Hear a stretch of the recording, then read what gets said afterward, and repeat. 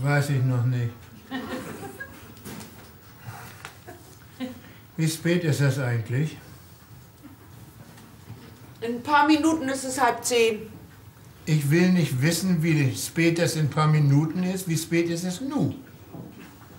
So ungefähr 9:30.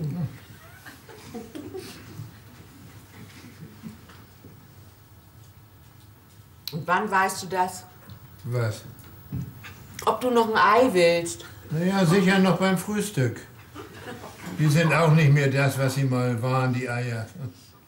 Wahrscheinlich, weil es keine glücklichen Hühner mehr gibt. Irgendwie schmeckt das auch gar nichts mehr. Willst du also kein Ei mehr? Habe ich das gesagt? Sag mal, was löcherst du mich in einer Tour mit dem verdammten Ei? Vielleicht esse ich noch eins oder auch nicht. Ja, gerade darum geht es. Um was? Ob du noch eins essen willst oder nicht. Wieso musst du das partout wissen? Weil ich das sonst essen würde, das verdammte Ei. Naja, dann ist es doch. Ich will das ja gar nicht essen. Das soll bloß nicht übrig bleiben. Dann iss es doch bitte, ja? Soll das heißen, dass du das Ei nicht mehr willst? Das soll heißen, dass du das Ei essen kannst, wenn du das Ei essen willst. Hat ja gar keine Eile. Wo bleibt Bärbel denn nun wieder? Kommt sie nicht zum Frühstück? Nee, sonst wäre das Ei ja nicht übrig. Kann ich mal die Butter haben? Ja. Hat sie die Absicht, gleich bis Mittag durchzuschlafen? Das kann wohl angehen. Ja. Dann gehst du nun und wächst sie bitte, ja? Oh, das werde ich bestimmt nicht tun. Ach, dann mache ich das eben selbst. Das wird dir sicher zu umständlich sein. Was soll das heißen? Bärbel? Das soll heißen, dass ich nicht glaube, dass du bis nach Ahrensburg fahren willst, bloß um deine Tochter zu wecken. Wo ist denn der Honig? Was soll das heißen? Sie ist gar nicht nach Haus gekommen? Ja, noch Kaffee? Das ist ja großartig. Denn nicht. Und du hast das gewusst, ne? Steckst auch noch mit ihr unter einer Decke. Wenn ich das gewusst hätte, hätte ich bloß 2 Eier gekocht. Woher weißt du, wo sie ist, wenn du gar nichts gewusst hast? Ja, mein Lieber, das ist das große Familienquiz am Sonntagmorgen rund ums weiche Ei. 10 Fragen hast du frei und immer wenn ich mit Nein antworten muss, geht 1 Euro ins Sparschwein. Na, hör doch auf mit dem Blödsinn, ich kann so ein Theater nicht ab. Also so allmählich langt mir das. Du musst das nicht immer alles so verbiestert sehen. Also wo ist die denn nun? Sie ist bei einer Freundin in Ahrensburg. Diese Freundin hat bei sich zu Hause gefeiert und Bärbel ist dann gleich da geblieben. Auch gleich da geblieben. Ja, wir wären früher mit dem ersten Zug um 4 oder 5 nach Haus gefahren, hätten uns noch 2 Stunden in die Falle gelegt und wären pünktlich zum Frühstück hier gewesen. Ist das nun nicht schön, dass die jungen Leute so ein Theater heute nicht mehr nötig haben? Und was heißt denn überhaupt Freundin? Diese Freundin kann sich ja ein halbes Dutzend Männer eingeladen haben. Ja, das will ich doch wohl annehmen. Dass die bei so einer Feier also mindestens ein halbes Dutzend Männer eingeladen hat. Sonst wäre das ja so ein Häkelbügelclub. Sag mal, woher weißt du das eigentlich alles, wenn du eigentlich gar nichts weißt? Sie hat mir einen Zettel aufgeschrieben und den habe ich heute Morgen erst gefunden. Ein Skandal ist das. Deine Tochter treibt sich irgendwo rum und du guckst dir das einfach mit an. Oh, gerade das tue ich nicht. Ja, aber du machst doch nichts dagegen. Was soll ich denn dagegen machen? Ja, ihr klar machen, dass es so nicht geht. Du siehst doch, dass das geht.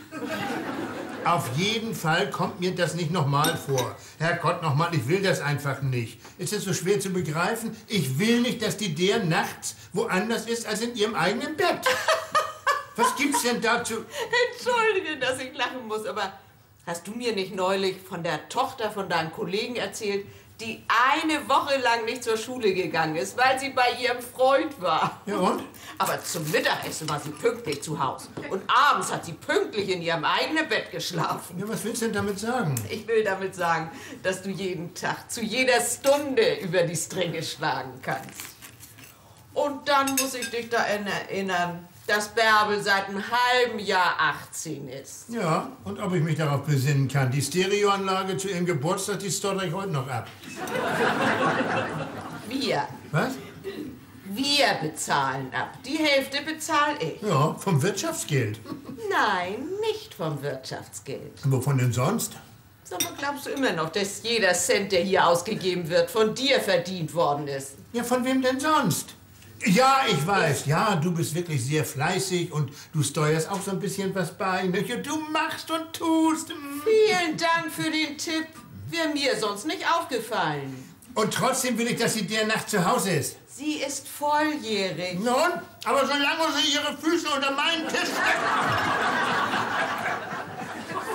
Solltest du diesen Tisch meinen, das ist meiner, den hab ich von meiner Mutter.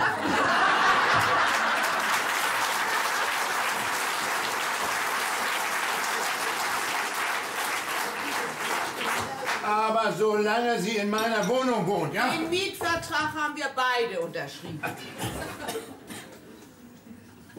Sag mal, was ist eigentlich heute mit dir los? Was ist das für ein Sonntagsfrühstück?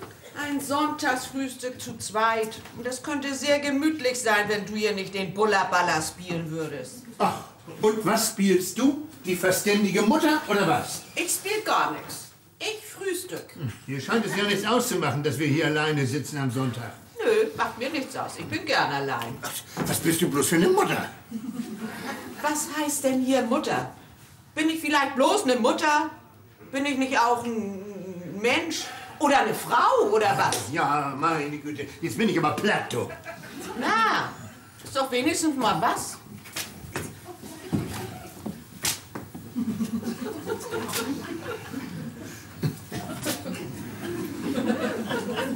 Probier mal die Leberwurst, ist mit Trüffel. Danke, ich hab keinen Appetit mehr. Und das macht dir gar nichts aus, dass nur auch noch Bärbel anfängt, hier nur als Besuch aufzutauchen? Nö, macht mir nichts aus. Ich hab gern Besuch. Und du machst dir gar keine Sorgen? Nee. Ja, warum nicht? Ach, weil ich mir um Krähenschied noch nie Sorgen gemacht habe. Wer sagt dir denn, dass das alles Krähenschied ist? Mein Gefühl. Ach, dein Gefühl. Hast du überhaupt noch ein Gefühl für deine Kinder? Also jetzt hör aber Aber auf. du hast dich doch kein bisschen aufgeregt, als dein Sohn ausgezogen ist. In diese Anarchistenkommune. Wohngemeinschaft. Ja. Von Anarchie habe ich nichts gemerkt. Anarchie war bloß hier. Du weißt doch wohl noch, wie sein Zimmer ausgesehen hat. Socken, Büchsen, Pullover, Bierflaschen, Kassetten, CDs, Aschbecher. Ich wusste gar nicht mehr, was für eine Farbe sein Teppich hatte. Blau. Ja, der war blau. Ist er immer noch. Und jetzt sieht man das auch wieder. Also ich muss sagen, das hat sehr ordentlich und aufgeräumt ausgesehen, als ich ihn neulich besucht habe. Hast du ihn mit deinem Besuch überrascht? Oh nee, mein Lieber, das habe ich nicht. Ich brauche bloß die Augen zuzumachen, mich einen Augenblick zu konzentrieren. Und ich sehe deine kleine Wohnung unterm Dach vor mir. Das Bett, die grüne Tür. Und ich sehe, wie sie aufgerissen wird und wie deine Mutter über uns herfällt. Ach, herfällt. Jawohl, herfällt. Nicht bloß reinkommt. Denn sie hatte auch einen Schlüssel und das war schlimm genug. Den Schlüssel hatte sie, um bei mir sauber zu machen. Ja, eben. Und weil Tommy nicht im Traum daran denken würde, dass ich bei ihm sauber machen soll. Und ich auch nicht. Darum brauche ich keinen Schlüssel und melde mich vorher an. Alles, was ich damit sagen will, ist, dass du dir kein Urteil darüber bilden kannst, wo und mit wem er da wohnt. Na ja, so doch nicht. Du willst damit sagen, dass ich so nicht die Wahrheit rauskriege? Ich will damit sagen, er hat vorher alles pückfein aufgeräumt. Ja, wirklich. Warum habe ich mich denn überhaupt aufregen sollen? Hm? Du hast gesagt, ich habe mich kein bisschen aufgeregt, als Tommy bei uns ausgezogen ist. Warum? Andere Frauen ärgert es gewaltig, wenn ihre Kinder ausziehen, wenn ihr Sohn weggeht. Aber er ist ja nicht weggegangen. Man sieht ihn bloß nicht mehr so viel wie früher. Wann sieht man ihn denn überhaupt noch? Oh, also montags nicht, weil er davon sonntags noch zu müde ist. Dienstags ja, da bringt er seine Wäsche. Mittwochs auch, da hat er früher Feierabend und guckt schnell noch mal rein, ob noch was vom Mittagessen über ist. Donnerstags nicht, freitags kommt er und holt seine Wäsche wieder ab, die ich ihm nicht gebügelt habe. Und sonnabends kommt er oft um sich noch mal schnell 20 Euro zu pumpen zum Ausgehen. Und die kriegt er dann ja auch von dir, ne? Ja, die kriegt er. Dienstags, wenn er die Wäsche bringt, gibt er sie mir wieder. Warum behält er sie denn nicht gleich bis zum nächsten Sonnabend? Wenn er sie behalten würde, dann hätte er sie ja am Sonnabend nicht mehr. Du musst also zugeben, dass ich meinen Sohn sehr oft zu Gesicht kriege. Und er ist immer freundlich. Oh. Ja, hat gute Laune. Er setzt sich zu mir und erzählt und erzählt. Und früher vielleicht nicht? Oh, nee. Wenigstens nicht in den letzten Jahren. Wenn er da mal den Schnut aufgemacht hat, dann hat er bloß gemault. Das auch bloß am Stehen, ehe er weggegangen ist. Oder im Liegen, wenn ich ihn morgens wecken musste. Letzten Dienstag hat er mir sogar die Kartoffeln geschält. Wunderbar, das ist ja alles in Butter, ne? Sag ich doch. Sonntags zum Frühstück können die Gören trotzdem hier sein. Willst du noch ein Stück Käse? Nee, nun nehme ich lieber Wurst mit Trüffel.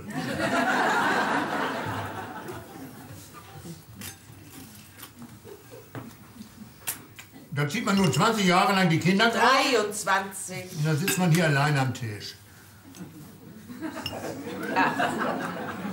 Dann redest du hier bloß mit dir selbst. Ach, du weißt doch ganz genau, was ich meine. Aber dir scheint ja nichts auszumachen. Es könnte ja sein, dass ich mit den Kindern ein bisschen mehr Arbeit hatte als du. Oh nein, jetzt geht das wieder los.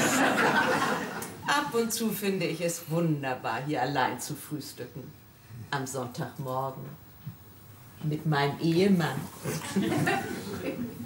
Der so freundlich ist und mir das dritte Ei überlässt.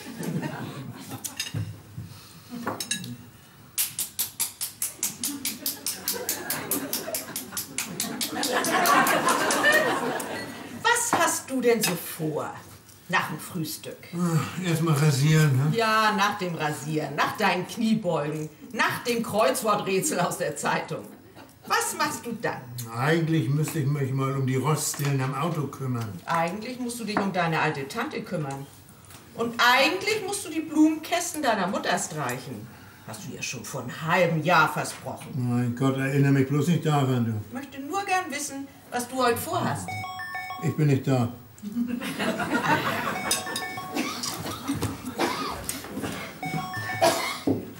Kellermann? Guten Morgen, Bärbelchen. Lass mich mit dir schnacken! Lass mich mit dir sprechen! Bärbel, dein Vater will mit dir sprechen. Ich mach den Lauschi an.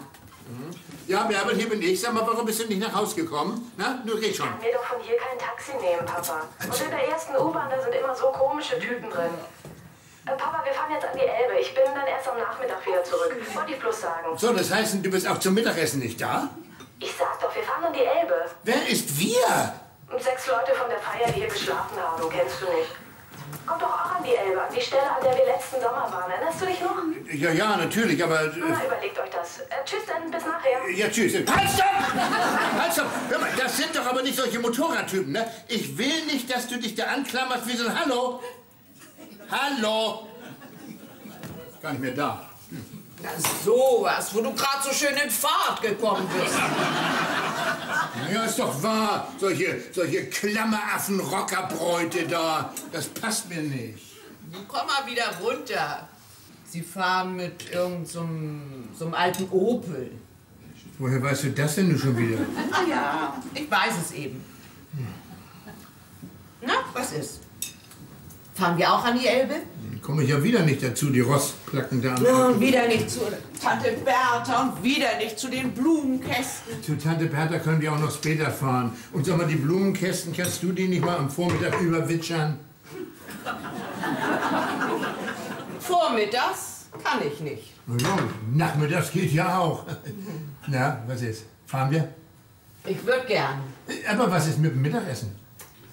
Wenn dir an der Elbe klöterig wird vor Hunger, lad ich dich ein. Ja, zu einer Wurst am Stand, was? Nein, zum Steak am Tisch. Oh, das lässt sich hören. Ich bin nicht da. Kellermann. Ja, Mutti, hier ist Thomas. Na, Tommy, was gibt's denn? Ja, vielleicht fehlt ihm ja ein Strumpf. Also, jetzt sofort geht es schlecht.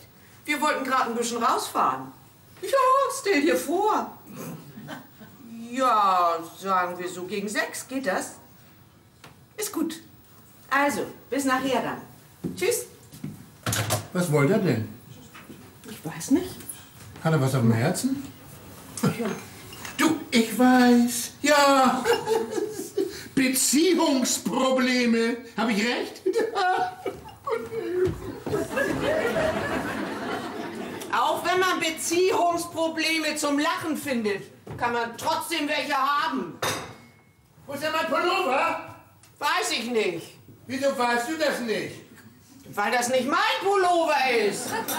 Ich meine den grünen, den du mir geschenkt hast. Ja, und weil ich ihn dir geschenkt habe, ist das jetzt dein Pullover, auf den du selbst aufpassen musst. Sag mal, wie redest du eigentlich mit mir? Was ist denn in dich gefahren? In mich gefahren? Da ist nichts in mich gefahren. Aber vielleicht kommt da was raus. Also, du kannst dich ja richtig erschrecken. Erschrecken? Ja. Soll ich dir mal was sagen? Ja. Das freut mich, mein Lieber. Das freut mich wirklich.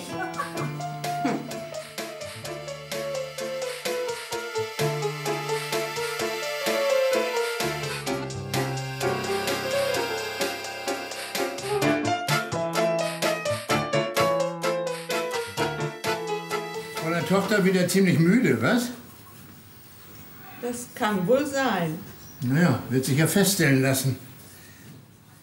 Ach, mal wieder gar nicht zu Haus, was? So ist es. Und du hast es auch eben erst wieder zufällig vor 10 Minuten erfahren, weil du zufällig einen Zettel gefunden hast. Nein, ich weiß es schon seit gestern. Und auch nicht zufällig, sondern weil Bärbel es mir gesagt hat. Aha. Und warum hast du dann für sie aufgedeckt und das 3. Ei gekocht? Damit du uns das Sonntagsfrühstück nicht von Anfang an vermiest. Also das geht ja wohl zu weit. Das ist ja direkt hinterlistig. Ach, hinterlistig. Ist ja wohl ein bisschen dick aufgetragen. Für das bisschen mehr aufdecken und das Ei. Das geht mir nicht um das Aufdecken und um das 3. Ei. Das geht um Bärbel, zum Donnerwetter. Ach mal, willst du das nun jeden Sonntag auf die Spitze treiben? Immer wieder dasselbe Gesappel. Wer soll sich das denn anhören? Also wenn dir das Gesappel nicht passt, Nein, das passt mir nicht. dann sorg in Zukunft dafür, dass es nicht immer wieder den gleichen Grund gibt für das Gesappel. Lässt du für mich vielleicht auch noch was über? Bitte, bitte. Naja, ist doch wahr, dass der nur mit ihrer Freundin zusammenhockt. Das kann sie jemandem erzählen, der seine Hose mit einer Kneifzange anzieht. Das hat sie ja auch keinem erzählt. Natürlich habt ihr das mir erzählt. Ja, wo ist sie? Sie ist in Ahrensburg. Sie fährt nach Ahrensburg. Sie bleibt über Nacht bei ihrer Freundin in Ahrensburg. Hm? Ja, das stimmt ja auch. Sag mal, wollt ihr mich am Arm nehmen? Diese Freundin hat einen Bruder. Aha! Jetzt kommt Gottes Wort in Schwung, sagt der Pastor und schmeißt die Bibel über die Kirchenmauer.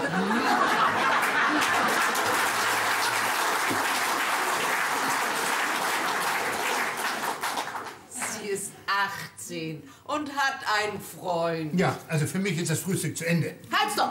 Schüttel erst mal deine Serviette über den Tisch aus. Ich habe gestern erst sauber gemacht. Du kannst mich doch gern haben. Fällt mir im Augenblick sehr schwer, mein Lieber. Was ist das eigentlich für ein Napfkuchen? Hat er sich schon mal bei dir vorgestellt? Doch vorgestellt. Er war noch nicht hier, wenn du das meinst. Wenn ich mir angucke, wie du dich hier so aufführst, soll er das auch lieber bleiben lassen. Vielleicht lohnt sich das ja auch gar nicht, ihn kennenzulernen. Vielleicht hat sie übermorgen ja schon wieder einen anderen Typen. Oh nein, die Bärbel, die war doch immer so unbedarft. Die fällt doch auf jeden Windhund rein. Du meinst wohl auf jeden guten alten Briefmarkensammler. Und da gibt's ja wohl noch was anderes. Ich möchte nicht wissen, was die heute alles so auf dem Kasten haben, du. Sag mal, eine ganz absonderliche Frage, aber hältst du nichts von Männern? Männer? Also, um einen Mann wird es sich ja wohl nicht handeln. Im biologischen Sinn wohl. Oh Mann, erinnere mich nicht daran. Entschuldige, ich wusste nicht, dass du das vergessen hattest. Wenn ich das vergessen hätte, würde ich mich ja nicht so aufregen, ne? Da kommt da so ein Schnösel daher, so ein... Du hältst tatsächlich nichts von Männern. Gediegen. Hast du mit dir selbst so schlechte Erfahrungen gemacht? Nee, mit mir nicht. Aber immerhin gibt es ja auch noch andere Sorten Männer. Sorten? Das hört sich an wie Handelsklasse 1, Handelsklasse 2. Ja, und? Ist das nicht richtig? Also ich sortiere die Männer anders. Und wie, wenn ich fragen darf? Zum Beispiel in Männer, mit denen man in einen Löwenkäfig gehen würde. Oder in Männer, von denen man sich beim Lohnsteuerjahresausgleich helfen lässt. In Männer, denen man seine Träume erzählt. Wenn du verstehst, was ich meine. Ja, wenn du schlecht träumst, darüber können wir ja reden.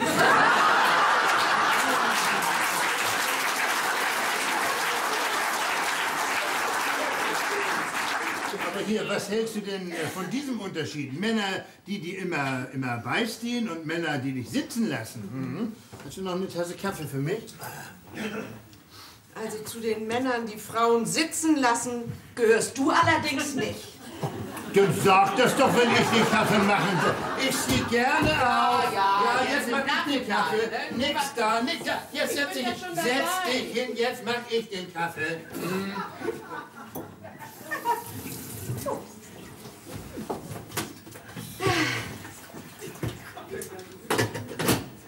Wo geht denn die Maschine auf? Ach, hier, ja. Wo ist das Filterpapier? Oben im Schrank. Ah, ja, hier. Ja.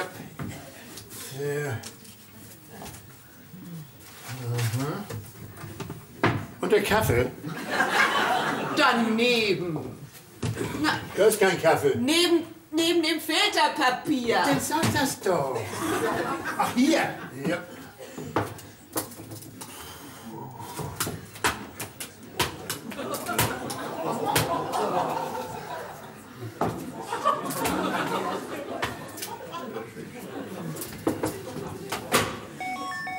Das wird die Frau Drögemüller sein.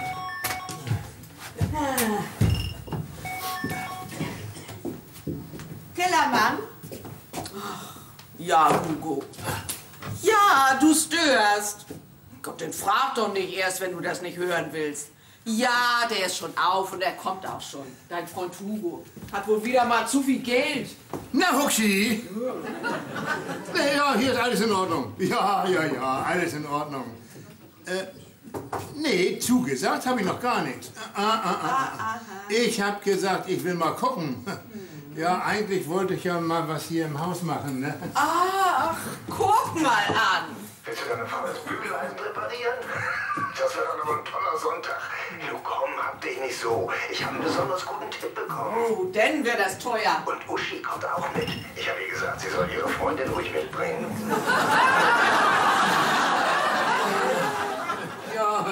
Ja, Huxi, also wenn ich das wirklich zugesagt habe, ne, dann... Ja, natürlich bin ich schon angezogen, aber trotzdem dauert es noch ein bisschen. Ja, so weit kommt das noch. Ja, das wüsste ich, aber du... Also, bis nachher denn, ne? Ja, tschüss. Tschüss. Du sollst nicht immer den Spion anmachen, wenn ich telefoniere. Ach nee, wenn ich das anmache, ist das der Spion. Und wenn du mithören willst, ist es der Lauschi. Vergiss nicht, du wolltest das so haben. Ja, aber nur wegen der Kinder, damit man immer über alles informiert ist. Die haben dich doch bloß mithören lassen, wenn sie mit Oma telefoniert haben. Ja, habe ich schon gemerkt, dass ich nicht immer alles mitkriegen sollte. Dann war das hier eben wohl auch nicht für meine Ohren bestimmt. Na hör mal, eine Trabrennbahn ist ja keine Piepshow oder sowas, ne? Nee, aber um Piepen geht es da auch. Da. So, und Hugo hat wieder mal einen besonders guten Tipp gekriegt. Dann steckt ihr nicht so viel Geld ein. Das wird Frau Trögemüller sagen. Ja, wenn du meinst. Kellermann? Liebe Frau Kellermann, hier ist Trögemüller. Nö, das macht gar nichts. Wir sind schon fertig mit dem Frühstück. Was gibt's denn, Frau Drögemüller? Ach so, ja. Ja, kann losgehen. Toastbrot? Ich weiß, das zu 79 Cent. Toastbrot. Ja, Marmelade? Marmelade. Ach so, noch da. Haarmilch, 3 Liter? Haarmilch. Ja, natürlich kann ich das tragen. Hören Sie mal. Zucker? Zucker. Margarine? Rine. Quark? Quark. Kein Quark? Kein Quark. Aber das ist sehr wichtig für Ihre Leber, Frau Trögemüller. Quark. Quark. Oh, das nehme ich gerne an. Aber was da reinkommt, bezahle ich. Nein, nein, nein, keine Widerworte. Also, bis morgen Abend dann, ja. Und schönen Sonntag noch. Ach, herrje. Ach, das tut mir leid. Ja, das kann ich mir vorstellen. Wissen Sie was? Dann kommen Sie einfach mal mit uns mit, nicht? Ja, also bis morgen denn. Nichts zu danken. Tschüss, Frau Trögemüller. Also so allmählich wird's aber zu viel. Was? Ach, die nutzt sich doch bloß aus. Kann dich die Trögemüller die paar Sachen nicht selber holen? Die hat doch Zeit genug. Und Klein Höker gibt's auch bei ihr an der Ecke. Soweit wird sie ja wohl noch laufen können. Bei ihr an der Ecke ist das aber alles viel teurer als da, wo ich die Sachen kaufe. Dann ist das eben ein bisschen teurer. Aber darum kann man doch nicht immer fremden Leuten auf den Nerv gehen. Ich bin nicht fremd für Frau Trögemüller. Und sie geht mir auch nicht auf die Nerven. Und wenn, dann bedankt sie sich wenigstens. Morgen will sie für uns einen Käsekuchen backen. Das haben wir doch gar nicht nötig. Du hast doch auch immer so einen schönen Kuchen gemacht. Ne? Ja, jetzt backt ja erstmal Frau Trögemüller ein. Ob ich den esse, muss ich mir noch mal überlegen. Da bin ich gar nicht grün, ich weiß ja, ne? Kuchen, den andere Leute gemacht haben. Du isst doch bloß Kuchen, den andere Leute gebacken haben. Ich meine doch fremde Leute. Aber ich kann gar nicht genug kriegen von Kuchen, den fremde Leute gebacken haben. Sag mal, muss die Trögemüller eigentlich so sparen oder ist sie bloß geizig? Sie hat doch bloß diese kleine Rente, das weißt du doch. Woher soll ich das denn wissen? Vom Hinhören. Ja, aber ihr Mann, der war doch was Besseres. Ja, was Besseres ist aber noch lange nicht was Gutes. Wenigstens nicht im Alter. Kinderarzt war. Ja, richtig. Ja, jetzt kann ich mich drauf besinnen. Mhm. Nie was für die Rente einbezahlt. Viel zu früh gestorben. Auf der hohen Kante war auch nichts. Und sie hat ja immer mitgearbeitet. Die Kinder großgezogen. In der Praxis mitgeholfen. Gott, jetzt kriegt sie eben ihre kleine Rente vom Sozialamt. Können die Kinder sie nicht ein bisschen unterstützen?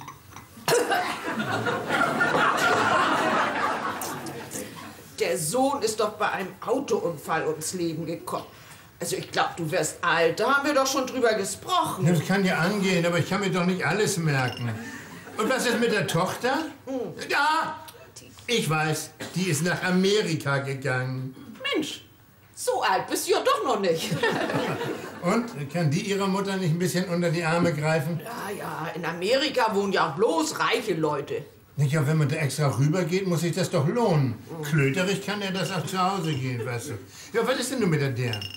Gott, nun frag doch nicht immer Sachen, die dich gar nicht interessieren. Woher willst du denn wissen, ob mich das nicht interessiert? Dann müsstest du das nämlich wissen, da haben wir auch schon drüber gesprochen. Nee, haben wir nicht. Wahrscheinlich hast du mit deinen Freundinnen darüber gesprochen. Frauen, die resonieren ja bloß über andere Leute. Ja, das mag angehen. Frauen reden über andere Leute. Und Männer reden bloß über sich selbst. Was sie für tolle Dinge machen und was sie alles vorhaben und was sie schon Tolles gemacht haben. Das ist das, worüber Männer schnattern. Weißt du, du bist in der letzten Zeit ziemlich krötig, weißt du das? Das ist auch gar nicht mehr gemütlich hier. Und Blödsinn ist das auch, ja. Weißt du, über was wir neulich beinahe eine ganze Stunde mit Hugo geredet haben? Über Pferde. Nee, das hast du dir gedacht. Über unsere Töchter. Du lieber Gott. Ach, das passt ja auch wieder nicht, ne? Ja, aber zufällig, da macht Hugo sich ziemlich viel Gedanken über seine Tochter. Na, das soll er wohl. Wieso? Na, hör mal, die ist 16. Die wird sich nichts von einem Vater sagen lassen, der jeder Kellnerin auf den Hintern kloppt. Ach, was soll das denn heißen? So, jetzt muss ich so langsam los. Was ist mit dir? Kommst du mit? Ach nee, ich leg mich vielleicht noch mal hin. Oder ich gehe in die Badewanne. Ich habe mir ein Rosenblüten-Schaumbad gekauft. Oh, Rosenblüten. Du bist ja direkt ein Luxusweib, du. Ja, so habe ich mir einen Luxusweib auch immer vorgestellt. Hör mal, du bist in der letzten Zeit ziemlich müde. Du solltest vielleicht mal zum Arzt gehen. Also so müde darfst du eigentlich gar nicht sein. Ach, und warum darf ich nicht müde sein? Na ja, so schwer hast du das doch nicht. Und so alt bist du auch noch nicht, noch lange nicht. Na so, nun muss ich aber los. Ich will hoffen, dass du heute nicht verschütt gehst und nicht bei der Polizei deinen Aufzug erklären Ja, und dann musst. werden sie dich fragen, warum du deinen Mann so rumlaufen lässt. Wenn Mann die Anzeige aufnehmen würde. Ja, soll ich mich nun noch mal umziehen? Für die Pferde bist du schön genug. Ich rufe dich nachher an, damit du weißt, wann wir essen können, ja? Ist gut.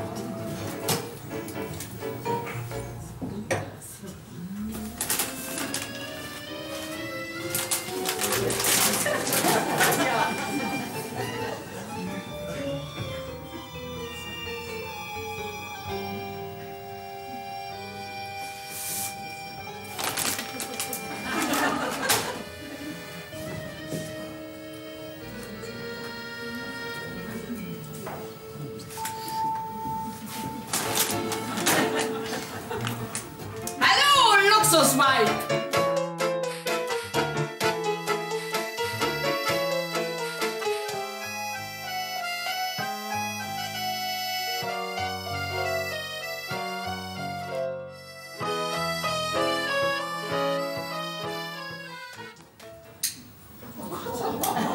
Seit wann rauchst du wieder? Ich rauch doch gar nicht. Ach, du rauchst nicht, so. Hm. Nee, ich paff bloß ein bisschen.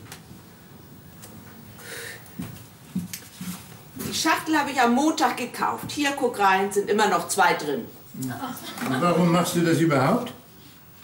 Tja, weiß ich eigentlich auch nicht. Vielleicht, weil ich mich beim Rauchen auf die guten alten Zeiten besinnen kann. Wann soll das denn gewesen sein? Tja, das ist eine gute Frage. Muss ich direkt mal drüber nachdenken. Ich bin nicht da. Wenn ich hier überhaupt mal zum Nachdenken komme. Wenn das Mutter ist, dann sag ihr, ich hole sie so gegen 4 ab. Kellermann? Guten Morgen, Mindy. Ich muss gleich mit dir sprechen. Hat Erika dich schon angerufen? Also ich muss sagen, ich finde das... Du kannst ruhig anlassen, mich stört das nicht. Geht hier rein und da raus. Aber das ist doch noch gar nicht sicher. Oh, das haben wir alle schon erlebt. Nee.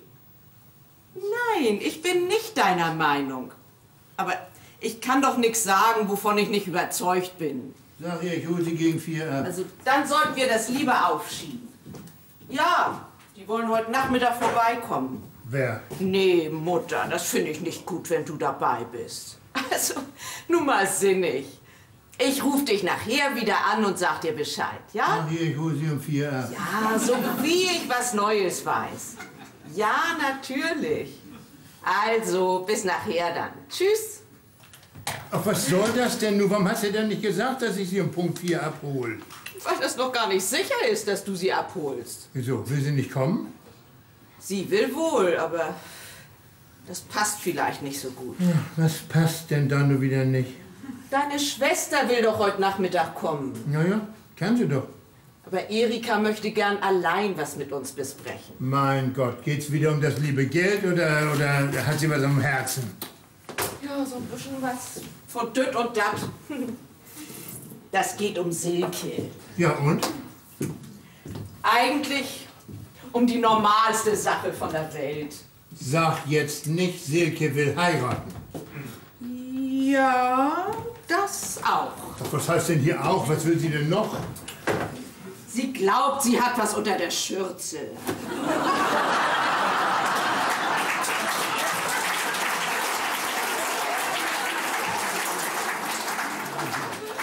Womöglich von diesem Knipser, diesem Foto-Heini. Olaf. Wäre es dir lieber, wenn sie noch andere Männer hätte? Und was heißt denn überhaupt, sie glaubt, sie ist schwanger? Seit wann hat das was mit Glauben zu tun? Man glaubt das so lange, bis man es sicher weiß. So ist es doch auch in anderen Situationen. Was denn für andere Situationen? Oh, da könnte ich dir eine ganze Menge aufzählen. Zum Beispiel glaubst du, du kannst im Leben was auf die Beine stellen, bis du ganz genau weißt, dass es nichts wird. Meinst du mich? Wie kommst du denn darauf? Du hast doch alles geschafft, was du dir vorgenommen hast. Deine Mutter hat mir erzählt, das erste Wort, was du sagen konntest, also das war natürlich Mama, aber dann kam gleich Auto. Und seit du 4 Jahre alt bist, wolltest du bloß noch Autos heile machen. Du hast doch geschafft, was du wolltest. Ja, da hast du wohl recht, aber ich hätte vielleicht meine eigene Firma aufmachen sollen. Aber das hast du doch nie gewollt. Nee, wollte ich auch nicht. Hast du Ärger? Ach, was heißt Ärger? Der Sohn von Evers, es ist ein Ganove, der betrügt seine Kunden mindestens um eine Arbeitsstunde. Bei seinem Vater wäre das nicht passiert. Aber ach, hör mal, du, ich will jetzt nicht über mich reden. Sag mal, will denn diese dösige Dirn wirklich diesen 3 Käse hoch da? Olaf! Ja, Mann, der lässt sich doch nur ein Bart wachsen, damit die Leute nicht fragen, ob er ein Junge oder ein Mädchen ist. Vielleicht hält er sich selbst ja auch noch für ein 3 Käse hoch. Naja, hilft dir nur alles nichts. Seit mein Schwager tot ist und Erika sich um alles alleine sorgen muss, da bleibt mir ja nichts übrig, als sie ein bisschen zu unterstützen. Aber weißt du, immer wieder neue Aufregung. So allmählich steht mir das bis hier. Tja, dann hättest du den Mund halten müssen. Wieso? Du hast doch selbst bei dem Begräbnis deines Schwagers versprochen, dass Erika mit allen ihren Problemen zu dir kommen könnte. Na ja, ich bin ja nun mal ihr Bruder, ne? Aber jetzt will sie wahrscheinlich über die Heirat mit mir reden. Ja? Und über eine Wohnung. Und dann, am Ende, dann geht's doch wieder um das liebe Geld. Nee, so einfach ist das diesmal nicht. Hä? Dieser Olaf will sie nämlich gar nicht heiraten. Und da wird doch wohl der Hund in der Pfanne verrückt. Dann soll dieser Kerl mal sofort heute Nachmittag hierher kommen. Dem werde ich aber ein paar Takte erzählen, du. Ja, so von Mann zu Mann. Ja, aber genau so habe ich den eingeschätzt. Ganz genau so. Mhm.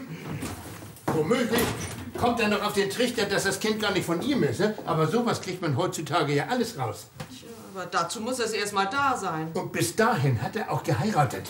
Das wollen wir nicht hoffen. Was? Ich sag, das wollen wir nicht hoffen. Er ist noch nicht so weit. Das passt noch nicht in sein Leben. Was passt denn da nun wieder nicht? Alles. Ehe, Frau, Kind, Schwiegereltern, Geburtstag mit der ganzen Familie, Weihnachten bei der einen Großmutter, Ostern bei der anderen Großmutter, sollten hier, sollten da. Eines Tages würde er explodieren und abhauen. Wie kommst du mir eigentlich vor? Ich habe mich neulich mal mit ihm unterhalten. Aha.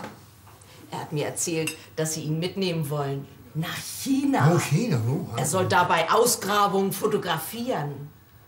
Der Junge will noch was sehen von der Welt. Der will noch was tun. Das hätte er sich früher überlegen müssen. Ja, hätte er. Silke aber auch.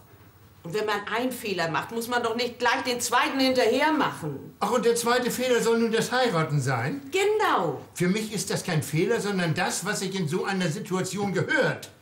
Du hättest Politiker werden sollen. Ja, mit dir in der Opposition. Na, danke.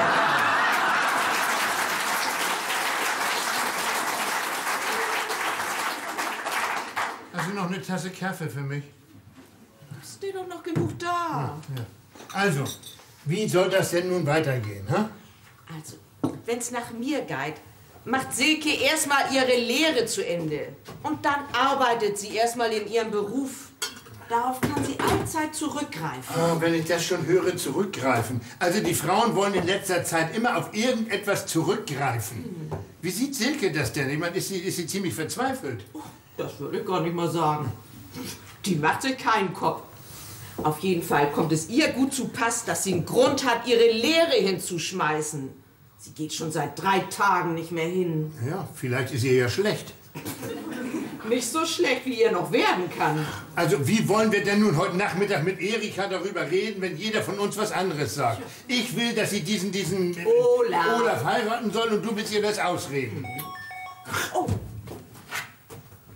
Kellermann? Ja, ist in Ordnung. geht klar. Nee, das kriegen wir alles hin. Ja. Bis morgen, Ben. Tschüss. Wer war das? Frau Drögemüller? Also so kurz hast du ja noch nie nicht mit ihr gesprochen. Sie hat bloß aus Pflaumus Honig gemacht. Oha, da kann man aber viel Geld mitmachen. Mhm. Ich meine, sie hat bloß ihre Bestellung geändert. Ja, kurz und bündig, ne? Also...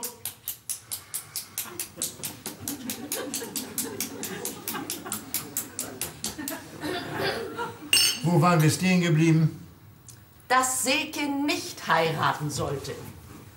Du warst doch auch bei dem letzten Hafengeburtstag dabei, als sie den Hauptgewinn hatte. Ja, und das hält sie jetzt vom Heiraten ab? Was hat sie sich da ausgesucht? Bettwäsche, Pütt und Pann hat sie nicht genommen. Nee, so ein gräsigen Köter aus rosa Plüsch. Ja, richtig. Den hat sie sogar mit in die Achterbahn genommen. Ja, und? Also jedem Psychologen würde doch das Herz überlaufen. Deutlicher geht's doch wohl nicht. Also nun mal sinnig, du hast ja auch deinen alten Teddy mit in die Ehe gebracht. Ja, den hatte ich aber schon lange vorher. Und vielleicht hätte ich ja auch noch warten sollen mit dem Heiraten. Also jetzt geht's aber los. Ach komm, du mach dir mal keine Gedanken. Dazu ist es jetzt wirklich zu spät. Also ich weiß wirklich nicht, was mit den Frauen in der letzten Zeit los ist. Dieser Hang, dass sie immer alle Geld verdienen wollen. So schön ist es doch nicht, jeden Morgen früh aufzustehen und zur Arbeit zu fahren. Nee, ist es auch nicht. Weil die ja überall viel zu früh anfangen. Ja, und da kommt ja auch nichts mehr rüber, ne? Nichts Vernünftiges mehr auf den Tisch zu bringen, alles kommt immer aus dem Kühlschrank, dann noch die Wäsche weggeben, vielleicht irgendjemanden einstellen, der dir die Fenster putzt, ja, und am Ende ist gar nichts mehr übrig von dem Geld. Auch wieder drauf. Ja, weil sie den Kredit für das Auto mit abbezahlen müssen. Ach, ihr seid wirklich zu bedauern, ihr Frauen. Aber das geht ja nicht bloß ums Geld. Nee, das geht auch darum, dass eine Frau, die jeden Tag arbeiten geht, ihren Mann erpressen kann. Erpressen? Ja, sobald er sich über irgendetwas beschwert, wird sie ihm drohen, ihn zu verlassen. Ach, und über was beschweren sich die Männer denn so? Ja, was weiß ich, dass da nichts Vernünftiges auf den Tisch kommt, dass die Wäsche nicht gebügelt ist, na ja, sowas eben. Mit anderen Worten, dass das Dienstmädchen nicht mehr funktioniert. Nun fang doch nicht mit sowas an. Du hast doch das Beispiel von dem Dienstmädchen gebracht. Ja, was für ein Beispiel hätte dir denn besser gefallen? Ja, irgendeins aus der Zeit, als wir noch nicht verheiratet waren. Und was soll es da für ein Beispiel geben? Da hast du dich doch darüber beschwert, dass ich zu wenig Zeit für dich hatte. Zum Spazierengehen, zum Reden, zum Zuhören und zum Schmusen natürlich. Ja, aber das machen wir doch alles. Ja, aber das ist anscheinend nicht mehr so wichtig. Ach, natürlich ist das wichtig. Das sind doch die ehelichen... Ich meine, das gehört doch zu der Ehe.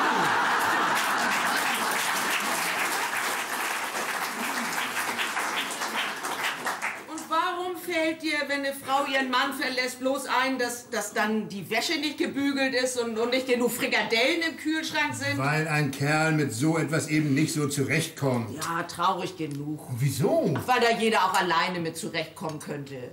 Mann, ein Stück Fleisch in die Pfanne hauen, Staub wegwischen und ein Hemd bügeln. Aber zum Reden und zum Schmusen, dazu braucht man einen anderen Menschen. Aber hast du schon mal von einem Kerl gehört, meine Frau ist mir weggelaufen, jetzt habe ich keinen mehr, der mit mir schmust. Oder der sich mit mir über diese vermaledeite Politik aufregt. Nein, er sagt, jetzt habe ich keinen mehr, der mir die Betten macht. Ja, sollen sich die Männer denn nur nach Feierabend auch noch um den Haushalt kümmern? Ich meine, irgendjemand muss es ja wohl machen. Ja, das ist aber sehr langweilig, verdammt ihn noch mal zu. Nach 23 Jahren ist das besonders langweilig. Reden wir hier eigentlich über uns, oder was?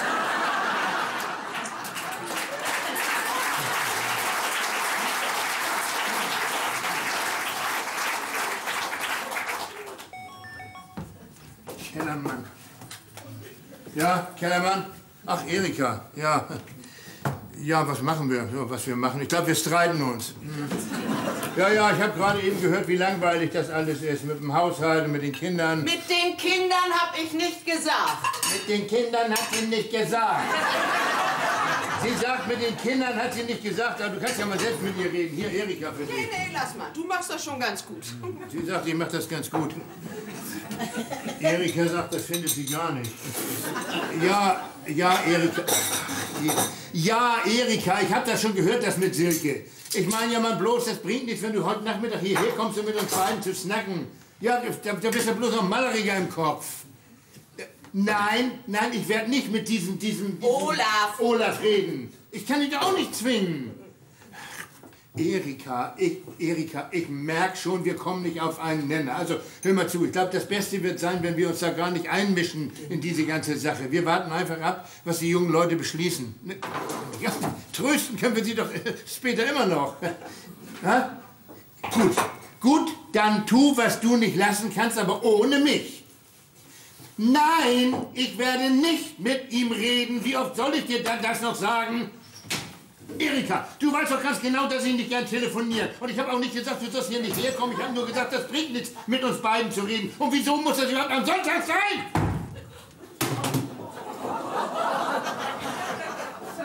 Sie hat aufgelegt.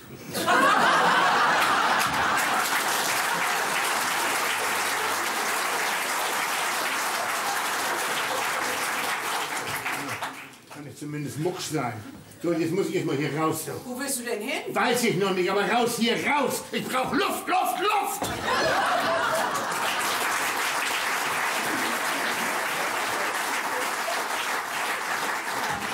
Dann warte einen Augenblick, dann komme ich mit. Irgendwann reiße ich die Schiedings aber aus der Wand. Kellermann? Ach, Tommy, mein Süßen. Na, was gibt's? Ja, klar würde ich mich freuen. Über was? Tommy will nachher noch mal vorbeikommen. Frag ihn erst, ob er Probleme hat. Hast du Probleme? Aha, ist gut. Also, bis nachher denn. Tschüss. Und? Hat er Probleme? Er sagt nicht mehr, als es sich für einen Menschen gehört, der nachdenken kann. Och, was redet er da für ein dummes Zeug? Nicht mehr, als ich das für einen Menschen gehört, der nachdenken kann. Mit so einem Snack hätte er auch studieren können. Also, wie viel Zeit haben wir denn nur noch? Ach, das langt. Gute 3 Stunden. 3 Stunden und du meinst, das langt? Was hast du denn vor? Das weiß ich noch nicht, aber ich will mich nicht hetzen lassen. Das tut doch auch keiner. Und ich will mich auch nicht zwingen lassen.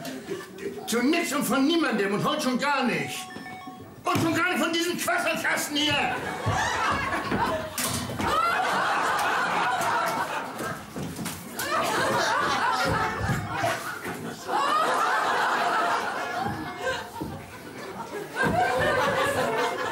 Dich schaffe ich auch noch.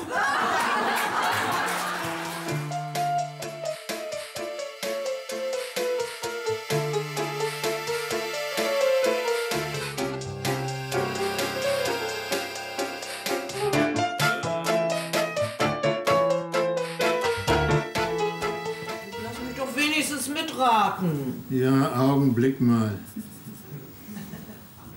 Für den Fall, dass du wieder vergessen hast, was Hausflur heißt. Ehren. Ich mache kein Rätsel.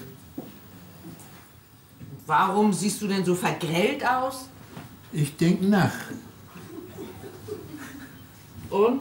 Bringt das was?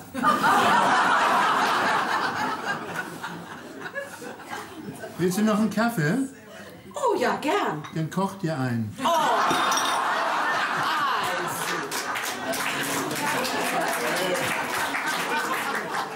War bloß ein Spaß, ich mach das doch gern.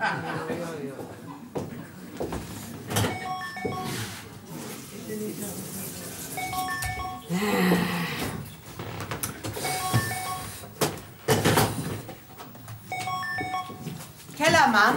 Ah, Tommy. Na, wie geht's dir? Aha. Aha. Na klar, komm mal her. Nee, hab ich noch nicht. Ja, dann bring sie doch mit. Ja, wird ja auch so bei kleiner Zeit. Na klar können wir sie hier zusammen in die Pfanne hauen. Ja, also, bis nachher dann. Tschüss.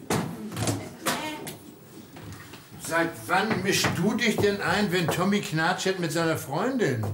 Was? Ja, kann er sie nicht selbst rausschmeißen, wenn er genug hat von ihr? Sag mal, was ist denn mit dir?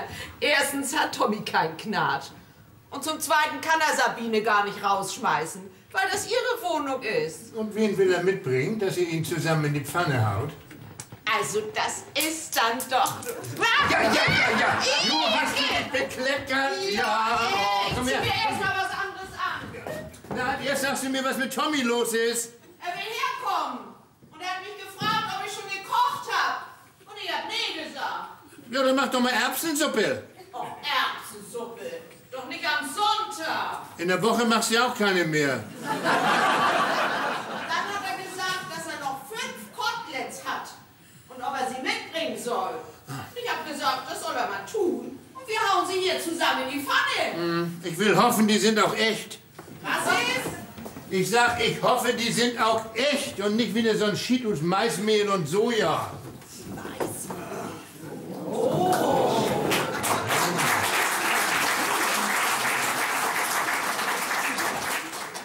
Hey, was ist denn nun passiert? Sag mal, wo hast du den denn her?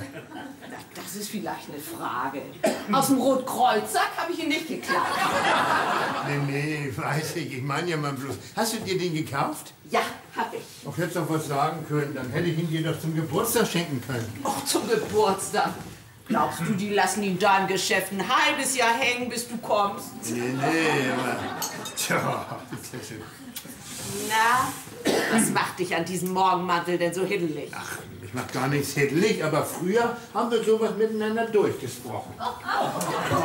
Bloß, dass du heute Nacht gut schlafen kannst. Ich habe kein Geld von unserem Sparbuch abgehoben. Nicht? Und warum jammerst du denn immer, dass das Wirtschaftsgeld vorne und hinten nicht langt? Weil es so ist. Jetzt verstehe ich gar nichts mehr. Nee, das kannst du auch nicht. Das ist für mich, das wird Herbert sein. Herbert? Kellermann? Ach, Bärbel! Ja, wir sind schon fertig mit Frühstück. Ja, hättest du früher aufstehen müssen. Oh, in deiner Wohngemeinschaft habt ihr wohl kein Gefühl für die Zeit, was? Nee, Tommy ist nicht hier. Ja, wann ist denn überhaupt mal einer von euch am Sonntagmorgen hier, ne? Ich habe nur gedacht, das fehlt euch auch mal. Nee, Tommy kommt heute Abend und dann bringt er 5 Koteletts mit, die muss er unterbringen, bevor sie gammeln.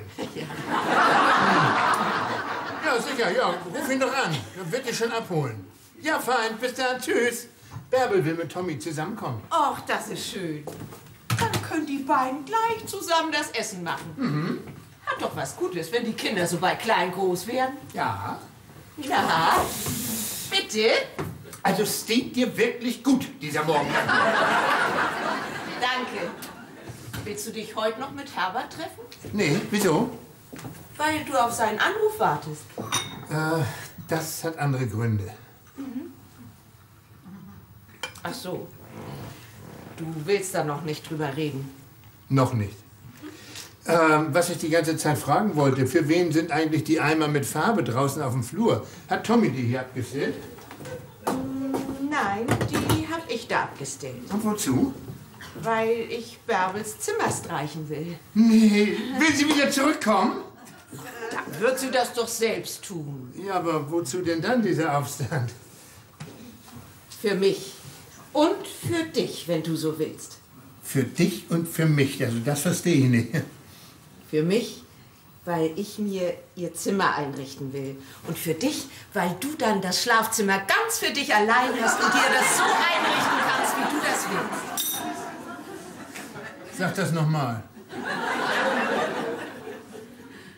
Von wo ab hast du es denn nicht mehr verstanden? Was willst du dir denn noch alles einfallen lassen? Also ich finde nicht, dass ich mir bisher viel ausgedacht habe. Leider. Und jetzt meinst du hast was nachzuholen? Dann zieh doch gleich ganz aus. Bitte, ja. Vielleicht wär's ja das Beste, du ziehst auch in so eine WG. Es gibt ja sicher noch mehr Frauen, die mit mal merken, dass sie mit ihrem Döskopf von Ehemann nicht mehr in einem Zimmer schlafen wollen. Also nun mal sinnig. Nun hör mir doch erst mal zu. Ach, hör doch auf und lass mich zufrieden. Sag mal, was geht hier eigentlich vor? Willst du mich zum Idioten stempeln oder was? Ja, du guckst doch nicht so verdattert. Wie siehst du überhaupt aus, wie so ein preisgekrönter Pudel?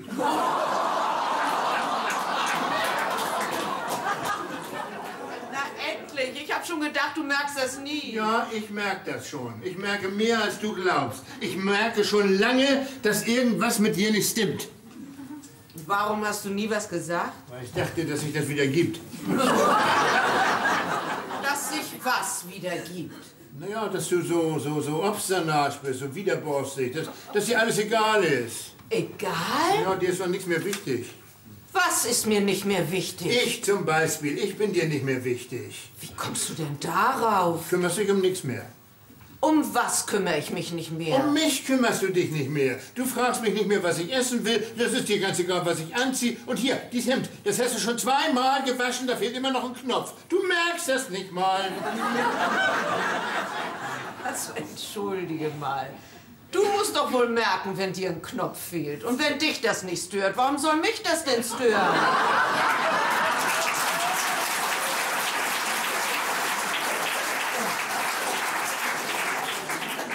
Weil ich dein Ehemann bin. Noch bin ich das wohl. Ja und? Habe ich dich vielleicht bloß geheiratet, um hinter deinen abgerissenen Knöpfen herzulaufen? Also bitte, ja, nur halt dich nicht an den Knöpfen fest. Nee, dann reiß ich auch noch mehr ab. Mir ist nicht zum Spaßen zumute. Aber mir. Sehr sogar. Oh, bitte, nun komm doch wieder runter. Oder besser, komm mal zu mir. Hm? Oder ich zu dir. Ach, hör doch auf mit dem Geschmuse! Wenn dir nach 20 Jahren... 23. Wenn dir nach 23 Jahren auf einmal einfällt, dass du eine, wie sagt man noch, eine unüberwindliche Abneigung gegen mich hast, dann bitte, dann hau doch ab, ich halte dich hier nicht. Also jetzt hör mal auf zu tünen, du bist ja vollkommen von der Rolle. Ich? Ja, du! Muss ich denn eine unüberwindliche Abneigung gegen dich haben? Bloß weil ich nach 23 Jahren im Bett ein Buch lesen will, ohne dass du mit einer elendigen Stimme fragst, wann machst du endlich das Licht aus?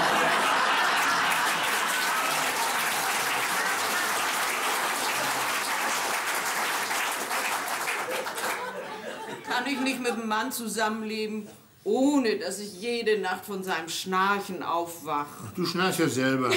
Ja, das weiß ich. Und darum versuche ich seit 23 Jahren auf der Seite zu schlafen. Obwohl ich viel lieber auf dem Rücken schlafen würde. Und wieso fällt dir das jetzt erst ein, wenn du seit Jahren meinst, du liegst in der Hölle? Das habe ich so lieb an dir, dass du nie übertreibst. Aber ich sag dir das trotzdem, warum mir das alles jetzt erst einfällt. Weil ich jetzt erst keine Angst mehr habe vor dem Aufstand, den du mir hier machst. Und weil jetzt auch erst ein Zimmer für mich frei ist. Und weil ich mir jetzt erst ganz sicher bin, ich lasse mich nicht vom Weg abbringen. Von dir nicht und von niemandem.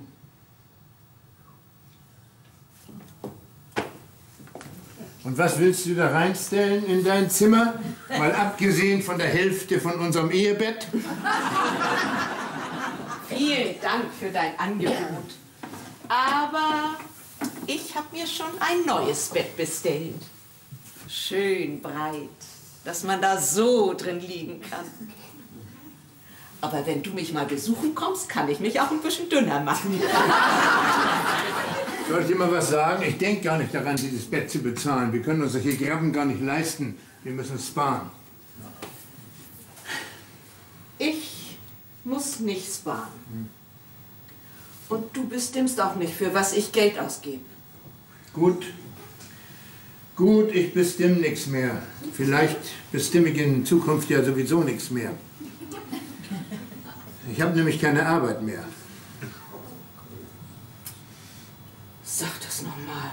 Ja, du hast richtig gehört. Ich habe keine Arbeit mehr. Sowas soll es ja geben. Hat dich der Junior wirklich rausgeschmissen? Sehe ich so aus, als wenn ich mich rausschmeißen lasse? Nee, ich habe gekündigt. Das war Plitsch von dir, dann gibt's wenigstens kein Geld vom Arbeitsamt.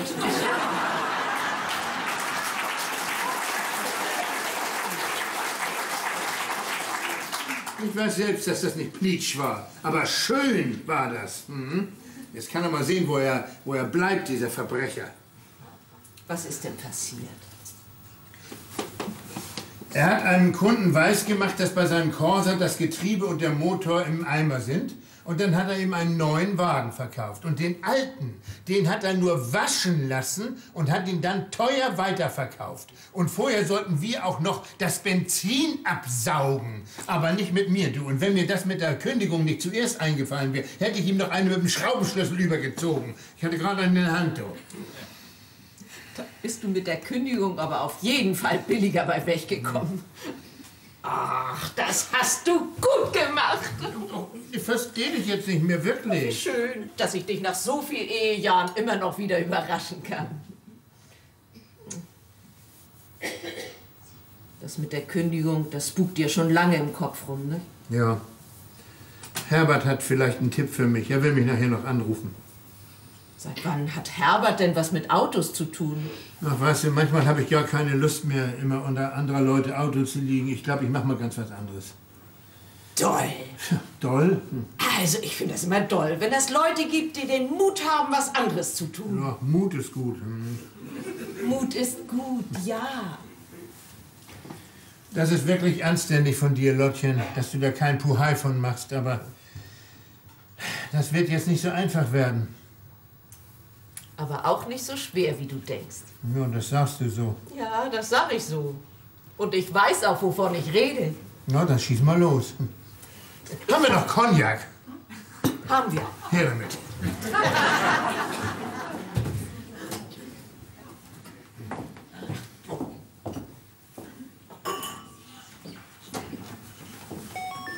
Ich bin nicht da und du gehst nicht ran. Ich denke, du wartest auf einen Anruf. Ja, egal. Oh, das wird Erika sein. Die gibt nicht so schnell auf. Ja, das hilft ihr heute auch nicht. Vielleicht ist es doch was Wichtiges. Ja, ein Grund mehr, nicht ranzugehen. Ich habe keine Lust, mit ihr zu schnacken.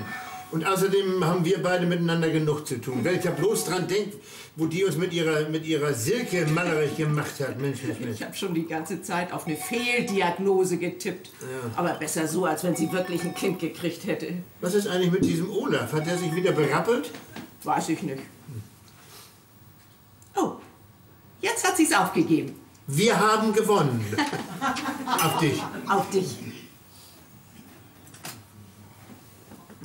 Wer weiß, wozu das alles gut ist. Naja, wozu soll das schon gut sein? Siehst ja, was dabei rauskommt. Knapp hat der Mann keine Arbeit mehr, packt die Ehefrau die Betten. Komm, es dauert nicht lange und du findest das auch gut. Dann kannst du endlich in deinen wilden Träumen um dich schlagen, so viel wie du willst, ohne dass ich dich weck. Und ich kann endlich in Ruhe meine Kartoffelchips essen. Da freue ich mich jetzt schon drauf. Och, Rudi. Das wird nicht lange dauern und du wunderst dich, wie lange du das mit mir ausgehalten hast. Wann ziehst du aus? Zieh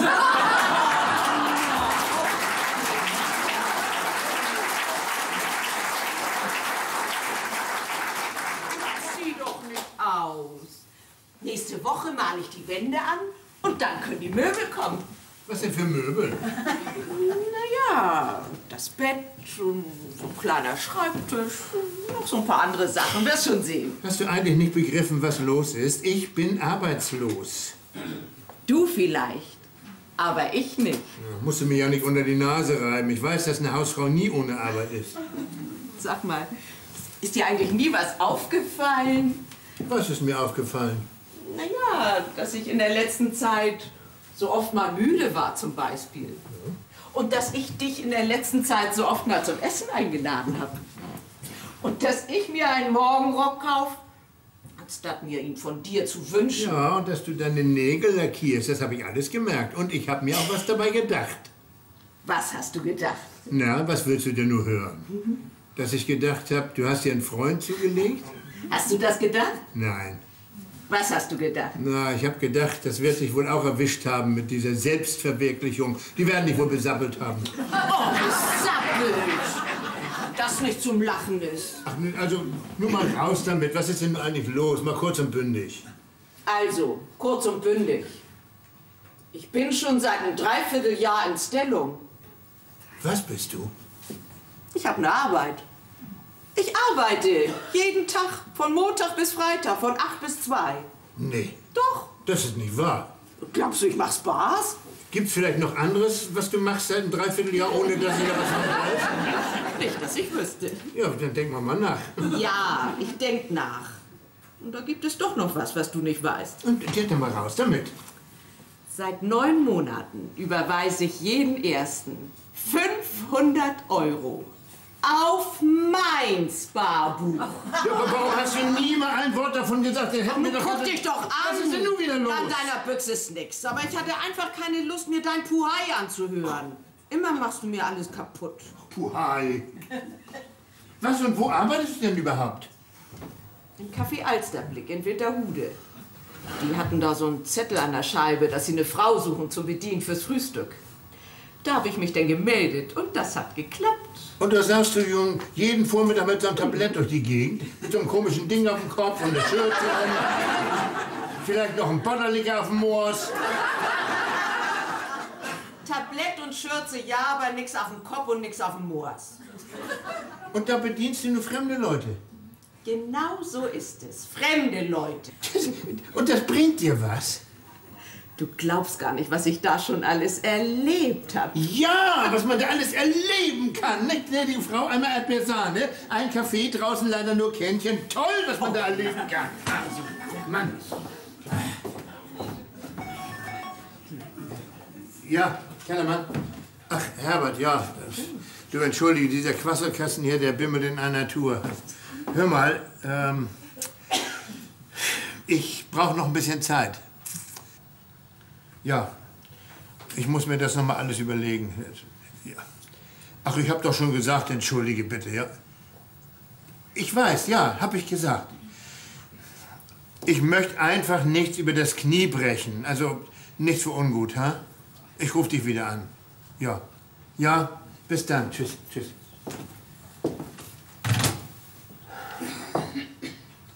Wo waren wir stehen geblieben?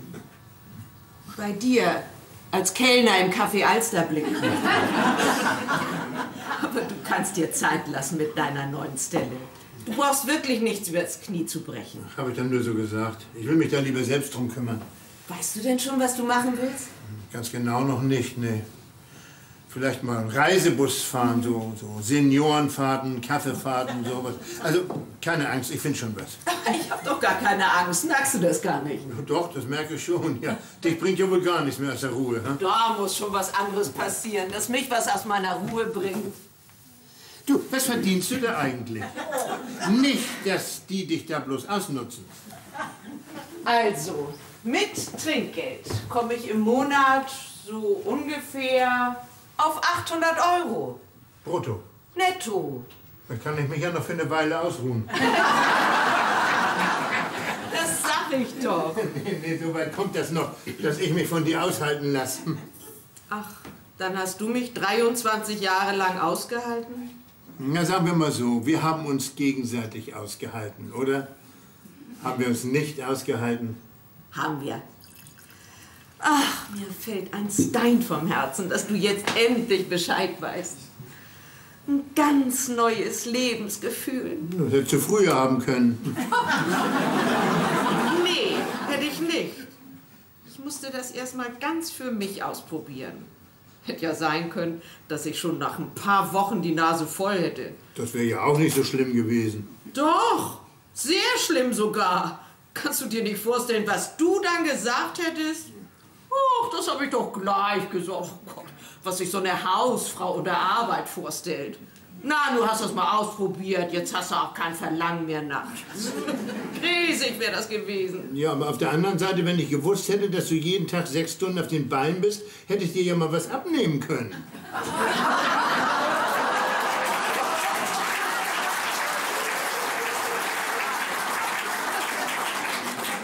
Das kannst du alles noch nachholen. Also die Kinder werden ja Augen machen, ha? Wir erzählen ihnen das nachher.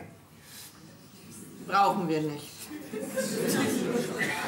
Bin ich mal wieder der einzige Döskopf, dem mir eine Komödie vorsteht. Die Kinder sollten das ja auch nicht eher zu wissen kriegen, aber Bärbel ist mir da im Café über den Weg gelaufen. Ich konnte mich doch nur schlecht unter den Tisch verkriechen. Ja, aber in dem Moment hättest du mir das sagen müssen. Nee, das war mir noch zu früh. Und du warst in der letzten Zeit ja auch immer so gnadderig. Ja, und wenn das mal gemütlich war, wollte ich auch keinen Streit anfangen. Streit? Was heißt denn hier Streit?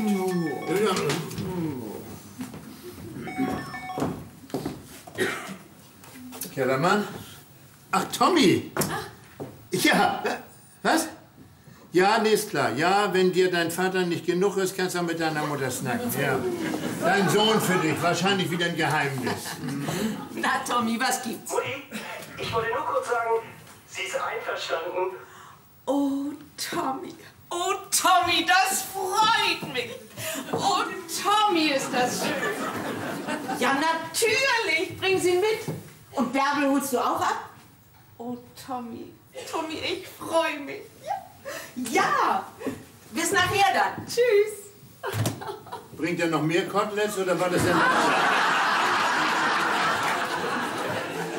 Und wieso hast du denn wieder den Lauschi ausgestellt? Ha? Mal wieder ein Geheimnis? Ja. Naja, ist ja schon egal. Wenn ich schon ein Döskopf von Ehemann bin, kann ich auch gleich ein Döskopf von Vater sein. Du machst doch nicht immer meinen Mann schlecht. Aber ich hab doch recht, ne? Da ist doch noch was. Da ist doch noch irgendwas. Ja, da ist noch was. Aber nichts Schlimmes. Nichts Schlimmes. Ach komm, schenk mir noch mal einen ein. Ach, jetzt kommt wieder so richtig Schwung in unsere Familie. Was denn für ein Schwung? Na, was wohl? Der erste neue Lütte Kellermann steht uns ins Haus.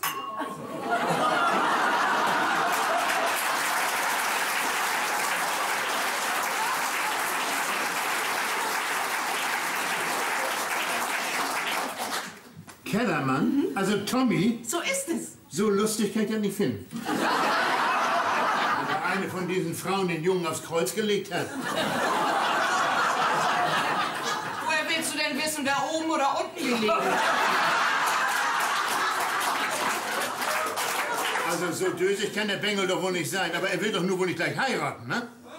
Ich höre ja wohl nicht recht. Warst du das nicht, der sich diesen Olaf vorknöpfen wollte? Ja. Damit er Silke nicht sitzen lässt. Und warst du das nicht, die ihm das ausreden wollte, weil er noch nicht reif genug war für die Ehe, weil er noch raus wollte in die weite Welt, weil er noch was haben wollte vom Leben? Aber bei Tommy ist das was anderes. Der will gar nicht raus in die weite Welt. Der will nichts anderes als seine Sabine und das Kind. Das bildet er sich doch bloß ein. Das hat diese Frau ihm doch eingeredet. Im Gegenteil. Bis gestern war sie noch gegen die Heirat. Ach, nun ist er ihr nicht gut genug, ja?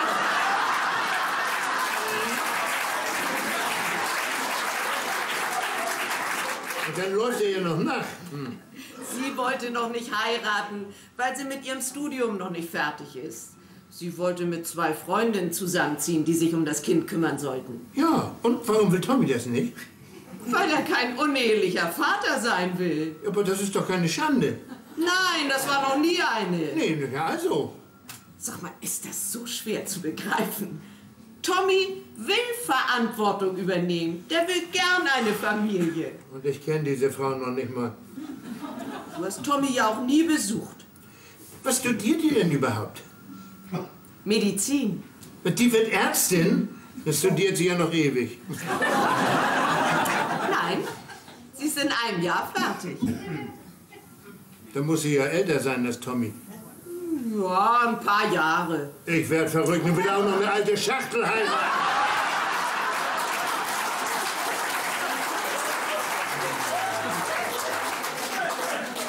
Nein, sie heiratet einen jüngeren Mann und das kann ich gut verstehen.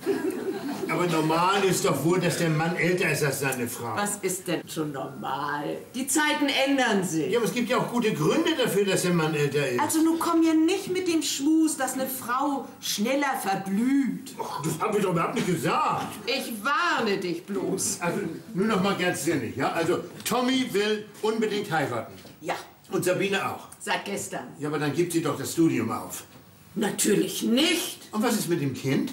Versorgt der Vater. Was ist er für ein Vater?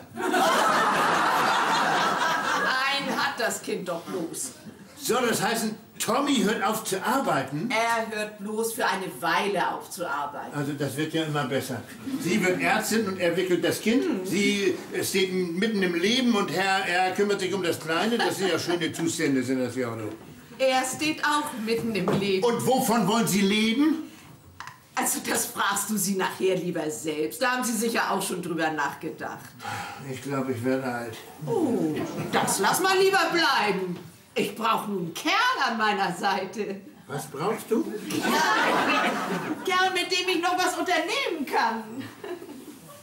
Weißt du überhaupt, was ich dieses Jahr noch haben werde? Nee, ein Kind doch wohl nicht. Einen bezahlten Urlaub. Stell dir das vor. Ja, was willst du da machen? Ballonfahrt? Oder eine Wüstentour? Oder willst du an so einem Gummiband von der Brücke jumpen? Was würdest du denn gern machen? Das steht ja auf dem anderen Blatt. Ein Mann, der keinen Knöpf an der Büchse hat, kann sich um die Tour mucken. Vielleicht hast du bis dahin wieder Arbeit. Ja, dann kann ich auch nicht gleich Urlaub machen. Kannst du denn nicht erst mal was nebenbei machen? Ach, nebenbei. Ja, irgendwo aushelfen oder so. Wo soll ich denn wohl aushelfen? In unserem Café. Wir brauchen Fahrer zum Ausliefern. Herr Neumann ist krank. Ach, ausliefern.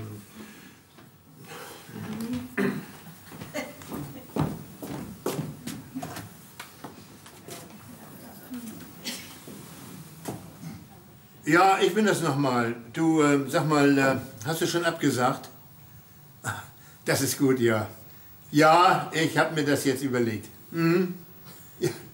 Ja, fein. Ja, freut mich, dass dich das freut. Ja, du, wir sehen uns morgen und dann können wir ja noch über alles reden, ne? Ja, ich danke dir erstmal. Tschüss, du. Tschüss. Herbert? Ja. Und? Ja, er konnte mich unterbringen und wenn das alles so klappt, dann gehe ich für ein Jahr nach Saudi-Arabien.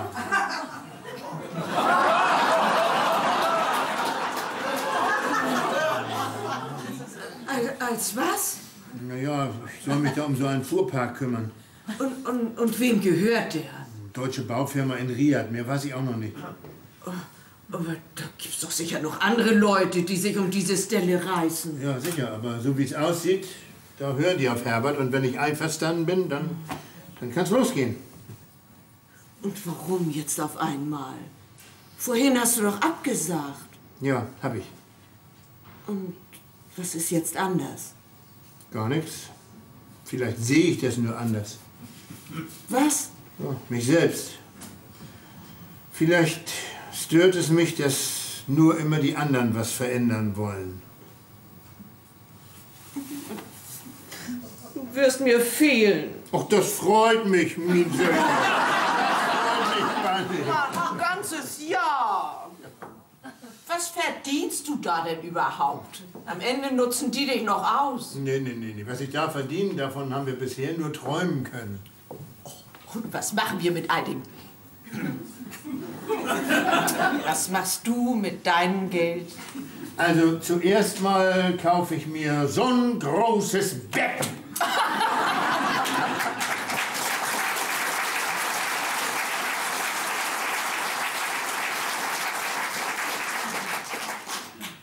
Vorstellen kann ich mir das noch gar nicht.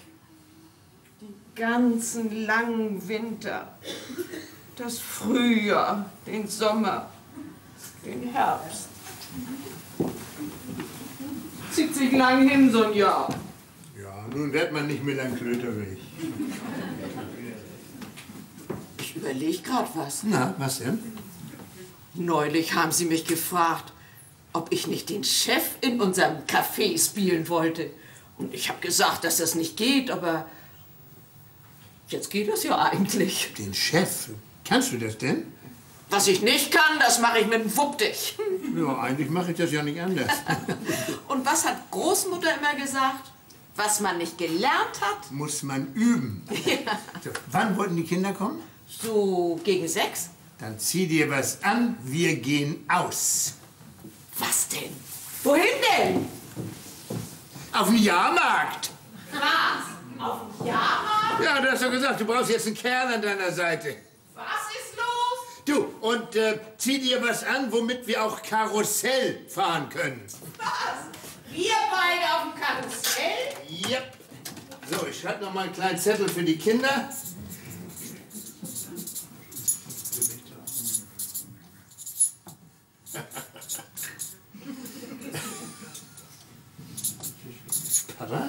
So,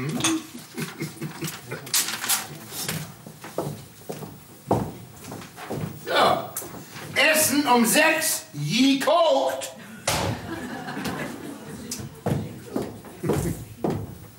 Sag mal, du willst mir den Abschied wohl wirklich schwer machen, was? Na klar doch. So wie du aussiehst, wird dir das auch glücken. So, nun wollen wir mal sehen, was da dran ist an diesem ganz neuen Lebensgefühl. Weißt du, was wir machen? Na? Wir fahren Kettenkarussell. Hintereinander mit Umdrehen. Auch lieber nebeneinander. Warum? Hast du Angst? Solange die Ketten nicht reißen.